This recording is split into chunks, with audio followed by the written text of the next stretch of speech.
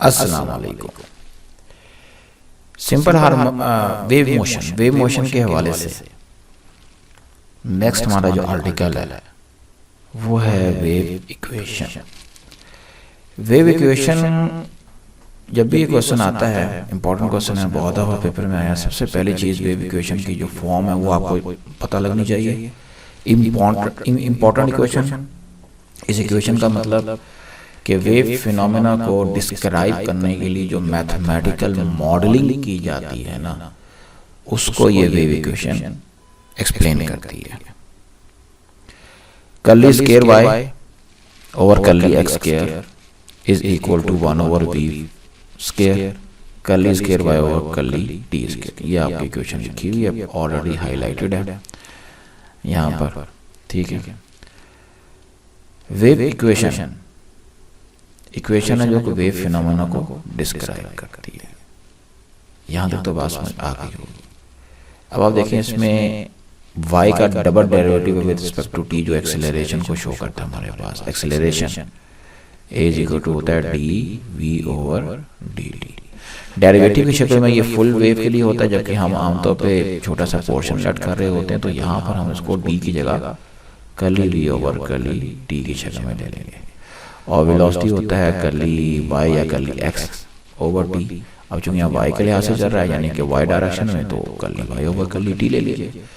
इसको यहाँ put up करते हैं तो ये आ जाएगा A is equal to curly over curly T, और यहाँ आएगा curly Y over curly T, जो कि बन जाएगा curly square Y over curly T square, ठीक है जी। तो ये आपके पास राइट हैंड साइड बन गई 1 ओवर वी स्क्वायर के साथ, और जो लेफ्ट हैंड साइड है वो डेरिवेटिव है वाई का with respect to x. Wave जब मूव करती है तो क्रेस्ट एंड ट्रफ, वेव जा रही है अगर एक्स डायरेक्शन में, तो पार्टिकल मूव करता है वाई डायरेक्शन के अलोंग, वाइब्रेट कर रहा होता है। तो ये इस तरह से हमारा displacement along y axis show कर रहा है पार्ट। तो वेव इक्वेशन की यहाँ तक तो बात समझ आ गई होगी आपको कि वेव इक्वेशन असल में मैथमेटिकल मॉडलिंग है वेव फिनोमेना की। इसके ज़रिए वेलोसिटी, डिस्प्लेसमेंट, एक्सेलरेशन वगैरह हम निकाल लेते हैं वेव की। अब जहाँ तक सवाल अटेम्प्ट करने का ताल्लुक है, पेपर में आप कैसे करेंगे, ये डेफिनेशन पहले लिखेंगे। इस डेफिनेशन के साथ आपने एक और डेफिनेशन मिलानी है जो बिल्कुल एंड पर है। एक तो ये फॉर्मूला लिखिए, डेफिनेशन लिख के ये फॉर्मूला लिखेंगे आप, ठीक है। ये जो फ्रंट पे नजर आ रहा है, जो हाईलाइटेड पोर्शन है ये यहाँ तक, ये हाईलाइटेड पोर्शन नोट कर लें, स्क्रीन इसी के ऊपर रुकी हुई है। इसको आपने लिखना है डेफिनेशन में ही। फिर डेफिनेशन में इसके अलावा आपने जो चीज़ लिखनी है, मैं स्क्रॉल अप कर रहा हूँ उसको, वो होगी ये वाला पोर्शन। यहाँ तक सोल्यूशन है, ये जो मैंने कर दिया ऊपर, ये सोल्यूशन है 18.24 इक्वेशन। सोल्यूशन के नीचे जो है आपके पास इक्वेशन 18.24 की बात जो हो रही, general form of wave equation that describes wave, the second derivative of wave displacement y with respect to the coordinate x in the direction of propagation is equal to 1 over v square times the second derivative of with respect to time. This general form of equation is called wave equation. ये आपने शुरू में लिख लेना, definition के साथ इसको add कर दीजिएगा। अब हम आते हैं इस इक्वेशन को हम ड्राइव कैसे करेंगे, इस 18.24 को ड्राइव कैसे करेंगे। उसके लिए इस तरह का हम एक वेवलेट कर लेंगे, उसका छोटा सा पोर्शन आप देख सकते हैं डायग्राम। एफ दोनों एंड पर जो है राइट और लेफ्ट हैंड के ऊपर अबव और बिलो टेंशन है।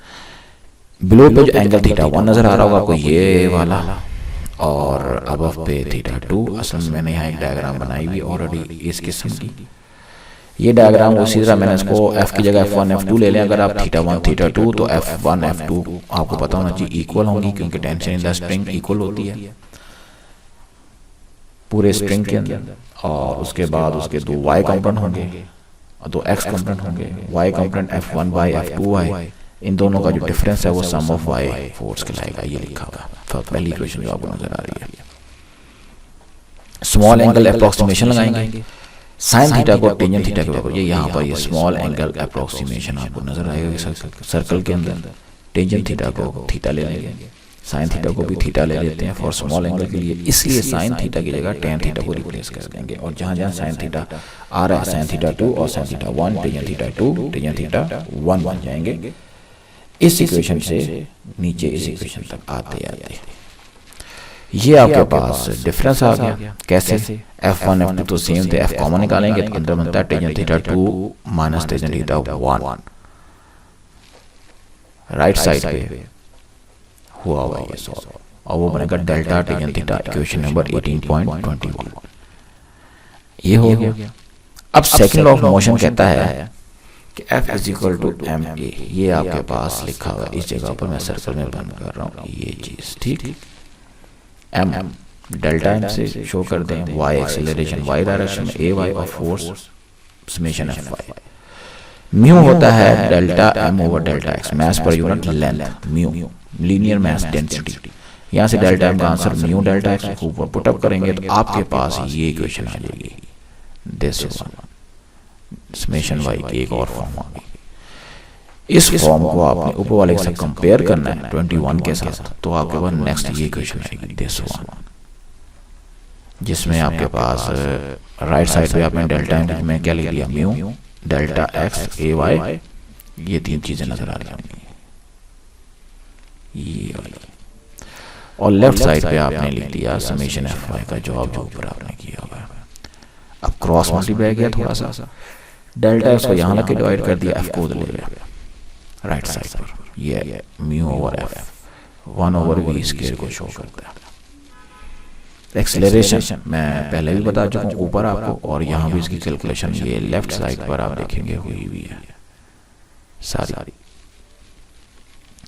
तो राइट साइड में आपके पास सेकंड डेरिवेटिव बन जाएगा टाइम के लिहाज से, इक्वेशन नंबर 22 आ जाएगी। और टेंजेंट थीटा की स्लोप होती है कर्ली वाई और कर्ली एक्स की शक्ल में लिख दोगे तो ये इक्वेशन आ गई।